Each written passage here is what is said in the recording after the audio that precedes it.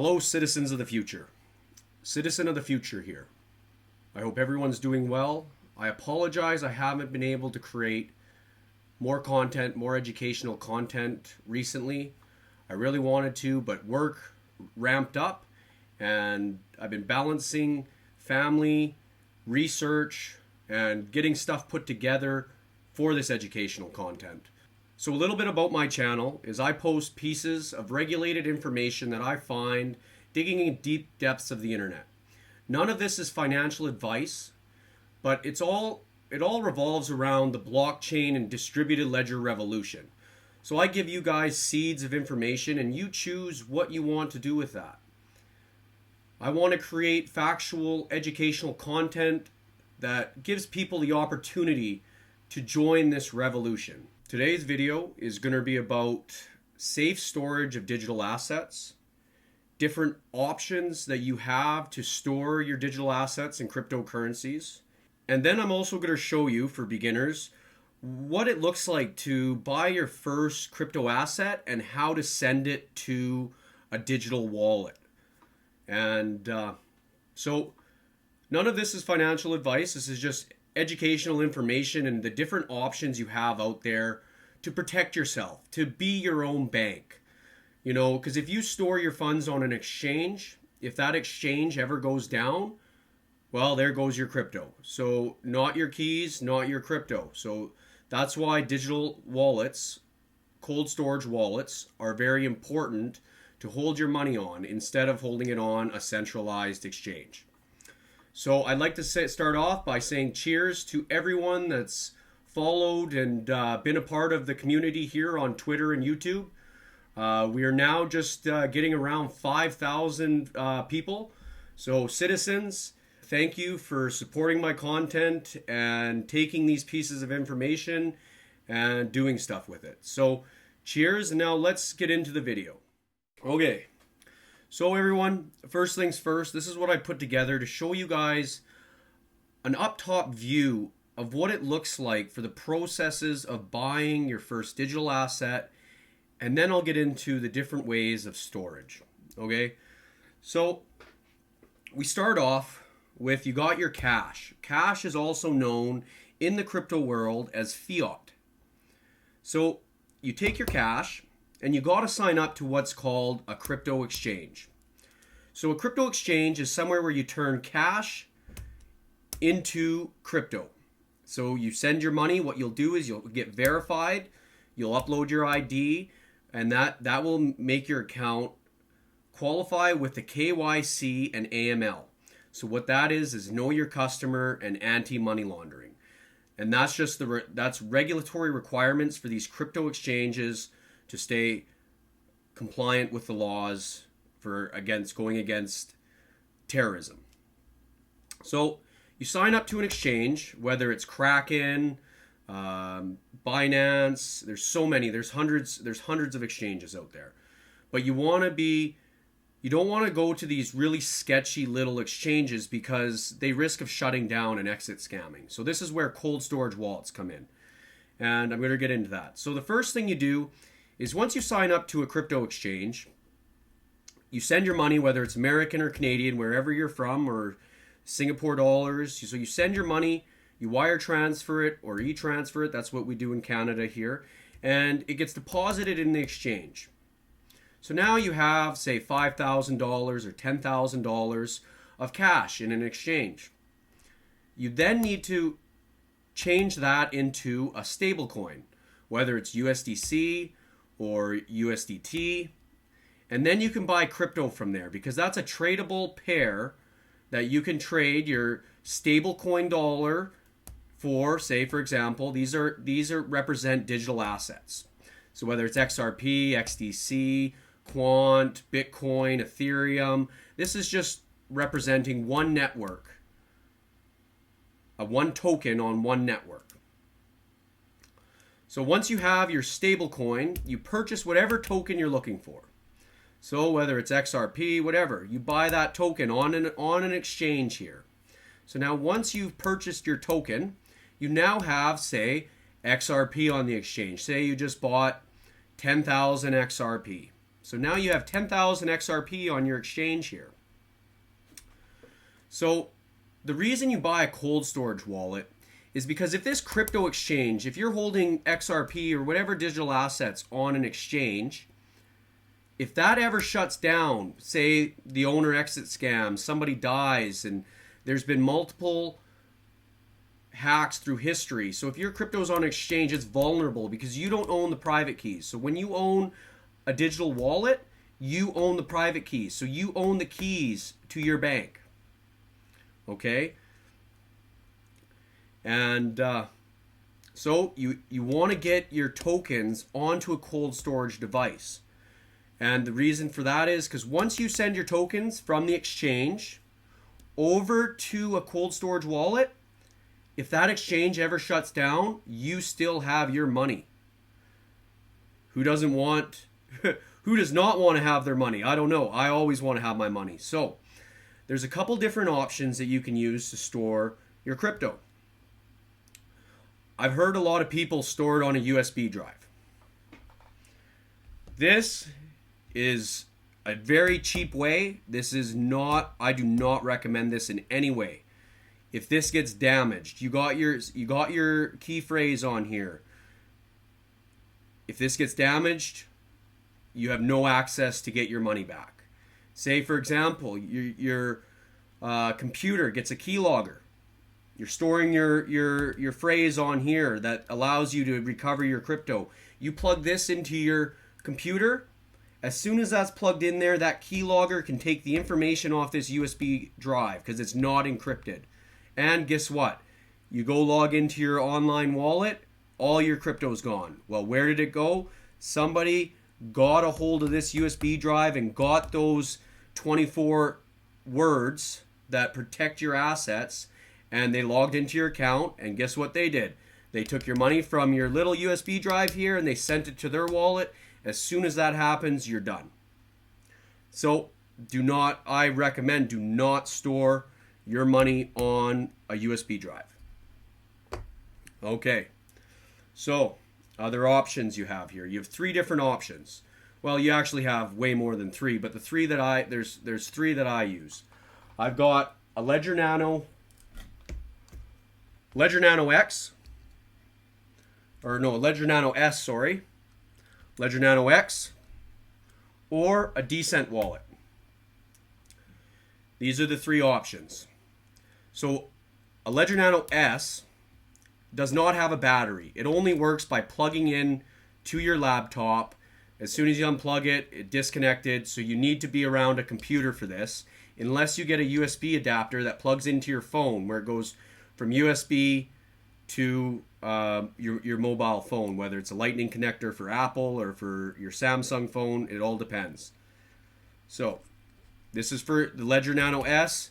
Is the cheapest version of Ledger, and I will go over the prices at the end of the video and some other comparisons. So that's that one.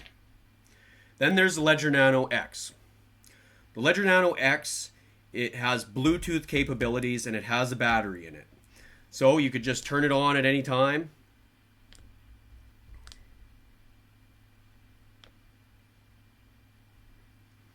And then you enter in your password, and that will allow you to connect your mobile phone app. They have a mobile phone app that's Bluetooth that you literally sign in with your passphrase, and then anytime you need to do a transfer, you have your mobile phone, you have this, you can just go from your mobile phone and you can type in the address that you're sending the money to. So say you're sending XRP to another exchange or another cold storage wallet.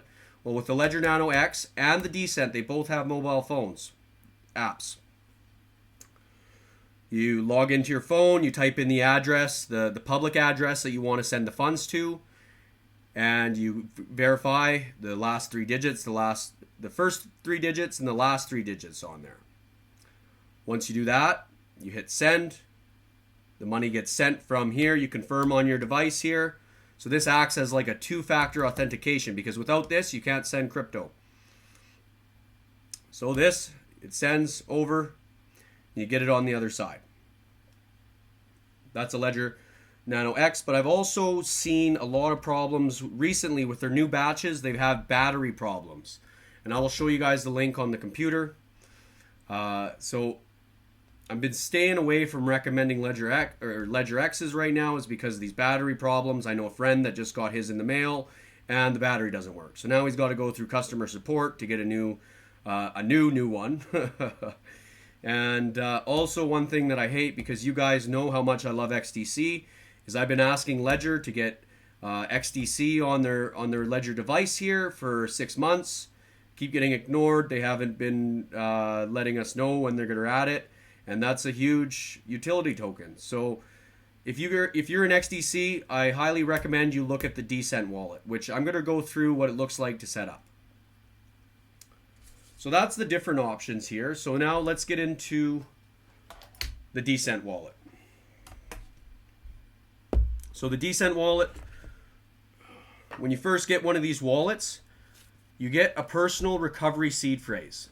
Now this is the most important thing in your crypto journey. Okay, and why is that? Because when you set this up, it tells you 24 words.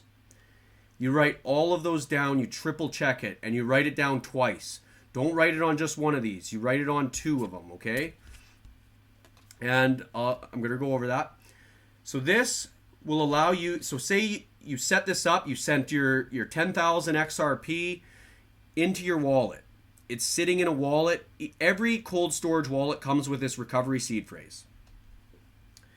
If you lose this, and you're fucked. That's like those guys where they lost $250 million or millions of dollars in Bitcoin because they lost the recovery seed phrase to get back into their crypto account. So I know some people that have stored the recovery seed phrase on their computer. Terrible idea. Never do that. Security reasons. You get keylogged, well, guess what? They're going to buy one of these. They're going to put your recovery seed phrase in, and guess what? They're going to move your crypto from this to another one. There you go. You lost all your money. But I recommend 2 places, because you put one in a vault somewhere at home, somewhere safe at home, and then you put another one in a safe at the bank. If you have access to a bank that has a safe, store it in there. Store it in 2 separate places. And because what happens if, you only write it down on one thing, or you put it on your computer crashes, well, there goes all your money. You write it on one and you store it at your house. You're away from the house right now, and you come back, your house is in blaze. Well, your recovery seed was in your house that's now on fire. Where's your other one? Oh, I didn't think of writing another one and putting it anywhere else. Well, you just lost all your money again, and you're going to hate yourself for the rest of your life. So that's what the setup looks like. So this has a battery. The Decent wallet here has a battery. It also has a fingerprint scanner. So you can scan your fingerprint, put in a passcode. So say if somebody doesn't have access to your fingerprint, you could type in a passcode, and that could still get them in. So the battery life on the Decent, it lasts a couple weeks, which is nice. I don't have to keep charging it over and over again. Just turn it on whenever I need to use it. What else? This can store XDC. The Ledger X, the Ledger series can't store XDC. There's some Decent can, so always check on both of their websites. You can look through, and they have a list of currencies to see which ones you can store. But this can store all Ethereum, Bitcoin, XRP, any of the main cryptos, a bunch of the side ones. There's hundreds of different options, or thousands of different options. So the majority thing that I like between both of these is this has a fingerprint scanner for easy access. This has XDC, because Ledger's been lacking, and this doesn't have battery problems. What else can we go over here? So once you've set it up, what you have to do is, you got this in the mail, you plug this into your computer, you update the firmware, you then get your recovery seed phrase, and you download the Bluetooth app. And then once you download the Bluetooth app, you can send money between accounts easily by just copy pasting the address on your phone.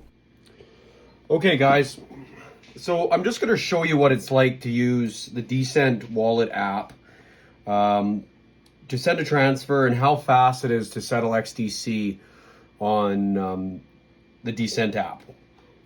So once you've unlocked your account with your Fingerprint, this is a fingerprint scanner, and then you can also enter in your password using the keys on the side. You can also go into your settings here and you can mess around. So there's Bluetooth, security if you want to change your password, different languages, device information. So what you do is, so once you've written down your passphrase, you confirmed it, you have to enter it all in. Then you hook up Bluetooth. So you go into the Bluetooth settings and you hit set up.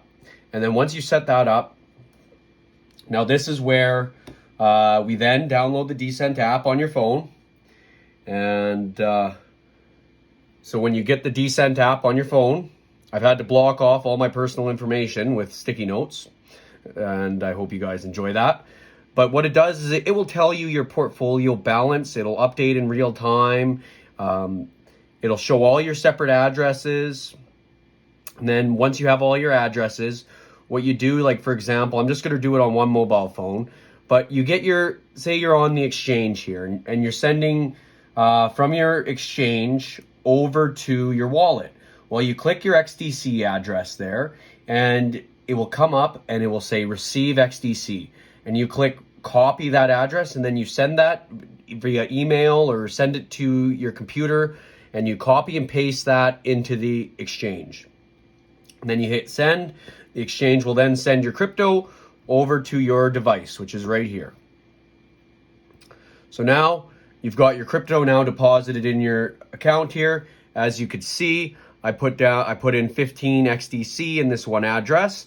And now let's move it to another address. So for example, another blockchain address.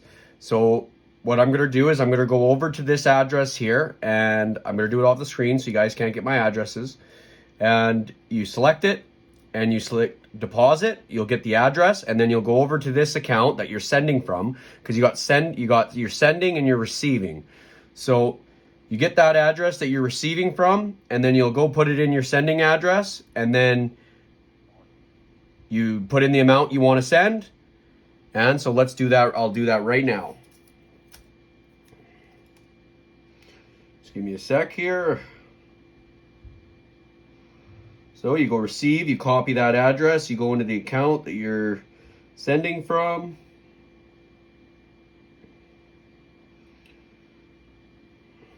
You confirm the address.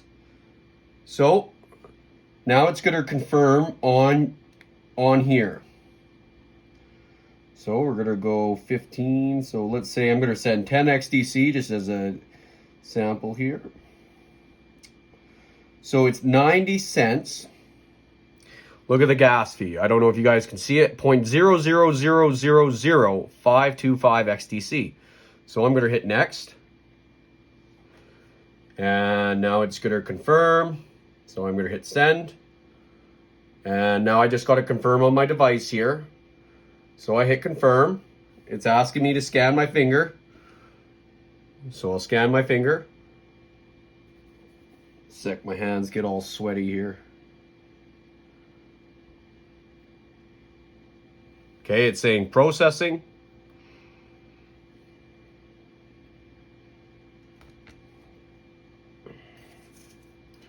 Now let's just wait. Let's see how fast this settles here. So this is the utility. So then we go here, detail history. And look at that. In that time here, we have 10 XDC in the account that I just sent from.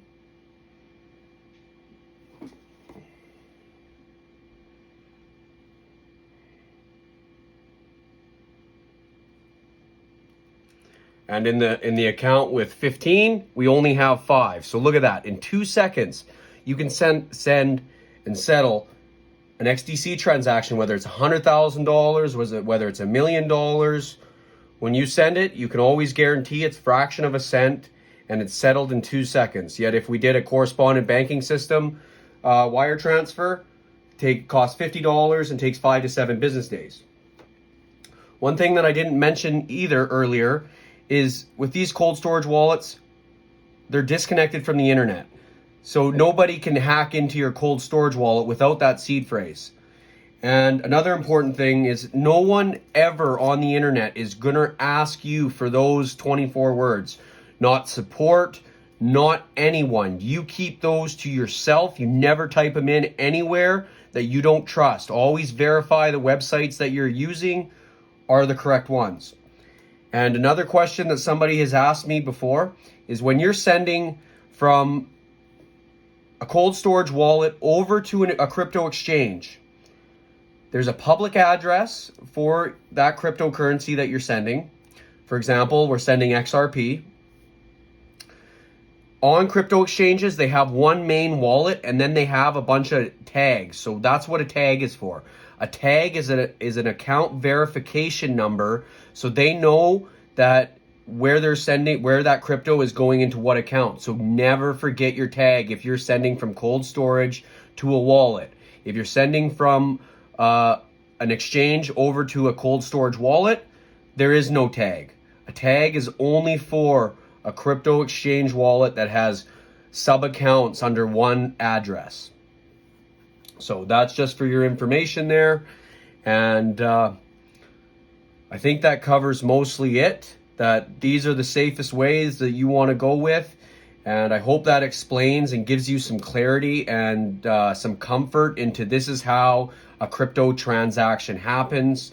So if you have any questions, post in the comments below and I will try and help you guys out. And so now I'm going to go on the computer here and I'm going to show you guys the pricing between the different cold storage wallets.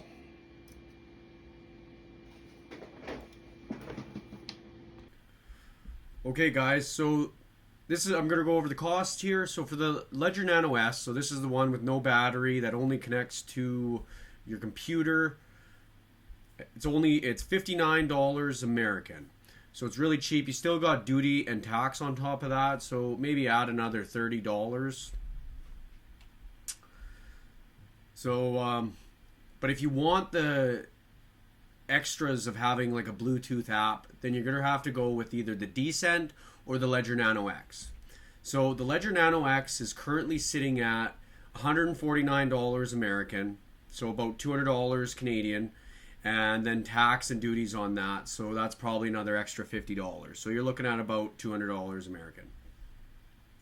But this is what I was saying about the batteries. This is what I wanted to warn you guys about, is that if you're lucky, or wait a little bit until they fix this, because there's a lot of people that are getting there's definitely more than 5% defect rate because everyone's getting these battery problems.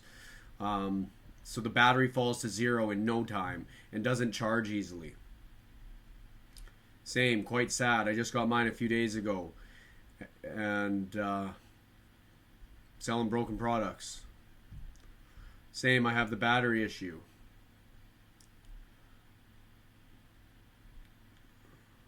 So I got my Ledger Nano X I think 2 years ago, so I never had this problem. So I don't know if they switched suppliers or what happened with them, but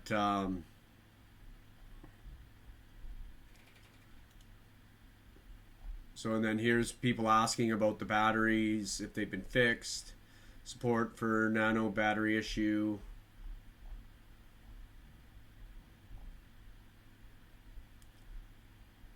So, and if you need XDC, if you want to hold XDC, then I'd go for the Decent.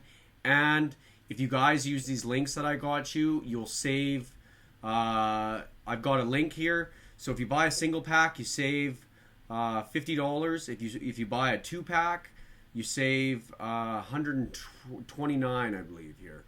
So here's the 2-pack. If you need a 2-pack, $318. It's normally $318 American. You get it for $189, so $90 each. They come with the fingerprint scanner. They got the LED screen. Here's a picture of the app that I showed you guys. Well, showed you part of because I didn't want to reveal my stuff. And I was wrong. It lasts more than a week. It lasts about up to a month. So, yeah. And then the single pack is $109. So if you use this link, feel free, and you get a bit of a discount. And yeah, so and then one other thing that I wanted to mention to you guys for anyone that's beginning here is always before you send a transfer, send a small test transfer, pay the extra couple dollars, pay if you're sending Ethereum, pay the extra $20, or triple check that address before you send a huge bag, because I've seen people in Discords and Telegrams where they're like, hey, by accidentally I was one letter off and I sent the money and it was my bag, and how do I get it back? And it's like, no, you can't get it back. It's gone. Like, it's done. These are trustless systems. There's no one you can go to and be like, hey, I sent it to the wrong address, I need a refund. We're talking about decentralized assets, digital currencies that once a transaction is made and added to the blockchain, that's it. So always, please, citizens, if you're going to be a citizen of the future and you're going to be involved in these networks, be smart. Triple check things. And I think that's what I can cover to show you guys. I hope this helps family, friends, other random citizens that come across this video. I hope that gives you some insight of what it looks like from all the confusing stuff. And if you have any questions, feel free to post. I'm just trying to create some educational content out there to help other citizens participate in the blockchain revolution. So citizens, I'll leave it at that. I hope this helped in some way. Please leave some feedback, like, comment, subscribe. Let me know if this content helps, and if you guys want more beginner stuff, or if you want me just to stick with the deep stuff. It's let's keep building, and let's keep helping other people partake in these markets. So, citizens, until next time, Citizen of the Future out.